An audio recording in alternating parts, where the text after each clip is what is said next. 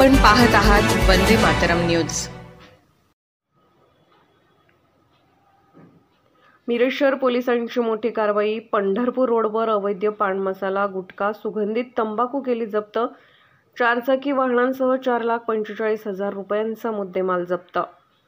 मिरज पंढरपूर रोडवर डीमार्ट जवळ पान मसाला, गुटखा आणि सुगंधित तंबाखूची वाहतूक करणारा 4 चाकी मिरज शहर पोलिसांच्या गुन्हे प्रकटीकरण शाखेकडून पकडण्यात आला आहे। सदर मार्गावर अवैध वाहतूक होत असल्याची गोपनीय माहिती मिरज शहर पोलिसांच्या गुन्हे प्रकटीकरण शाखेला मिळाली। मिळालेल्या माहितीनुसार पोलिसांनी सापळा रचला। मंगळवारी रात्रीच्या दरम्यान एका 4 चाकीतून ही अवैध वाहतूक होत असल्याचे निदर्शनास आल्यानंतर पांढऱ्या रंगाच्या मारुती सुझुकी कारचा चालक पाठीमागील बाजूस पांढऱ्या रंगाची पोती भरून घेऊन जाताना दिसला।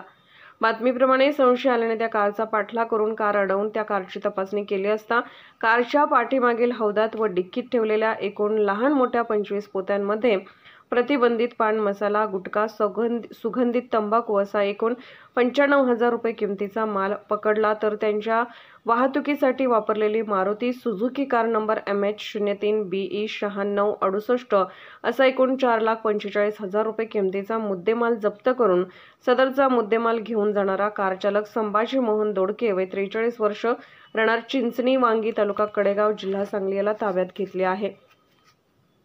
सदरची कारवाई उपविभागीय पोलीस अधिकारी प्रणिल गिल्डा, पोलीस निरीक्षक अरुण सुगावकर यांच्या मार्गदर्शनाखाली सहाय्यक पोलीस निरीक्षक Annasaheb Gadekar, police head constable Nilesh Kadam, Zakir Hussain Kazi, Prithvi Kamble, Rajesh Gawadi, Swapnil Naikode, Deepak Parit यांनी केली आहे।